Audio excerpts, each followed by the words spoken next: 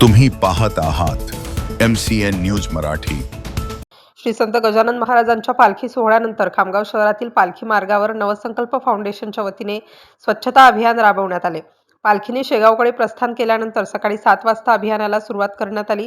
फाउंडेशनच्या सदस्यांनी रस्त्याच्या मधोमध दुभाजकांमध्ये तसेच रस्त्याच्या दुतर्फा पडलेला कचरा गोळा केला।